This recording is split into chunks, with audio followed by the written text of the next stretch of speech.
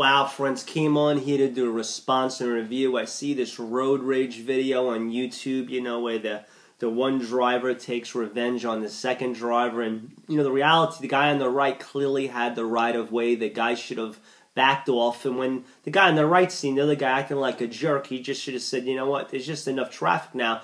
I did a response and review simply. My son yesterday, now we're a little radical where I live in New York, but there was a road rage incident where this dude jumped out of someone's car, jumped into his convertible, beating the daylights out of this old man. The guy's wife screaming, the cops came. So reality, friends, is mostly rage comes out of unforgiveness in our heart and anger, bitterness, jealousy, envy.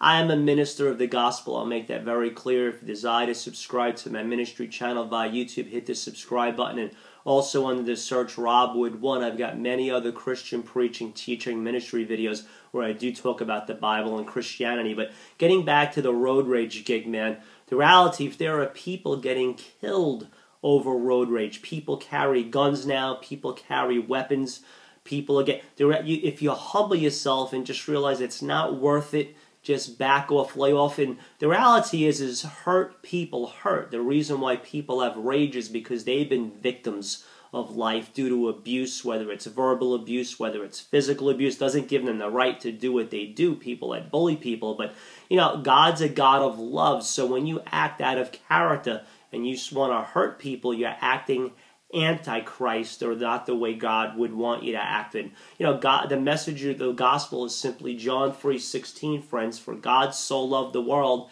He gave His only Son, that if you would believe in Jesus, you would not perish, you'd have eternal and everlasting life. And the only way you can have the assurance and insurance that when you take your last breath, you'll make heaven your home is by having Christ in your heart.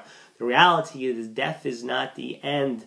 Death is the inevitable. We are spiritually created beings. We will never die. When you take your last breath, the elevator goes up to life insurance or down to the basement where there's fire insurance. So if you want to accept Christ into your heart, you want to say a simple prayer, bow your heart with me, say, Jesus, thank you for dying on the cross for my sins. Thank you for being my Lord and Savior. But again, I just came on here, wanted to do a response and review about that whole road rage gig. Man, this wasn't that bad. I mean, the guy just basically splashed a puddle on his car. It was meditated how he did it. It was pretty amazing how he asked me how he knew there was a puddle, and then when he sped up, it washed his whole car up. But the point I'm trying to make is God has a peace for your life where you don't get all bent out of shape and stressed out through anxiety and fear and worry.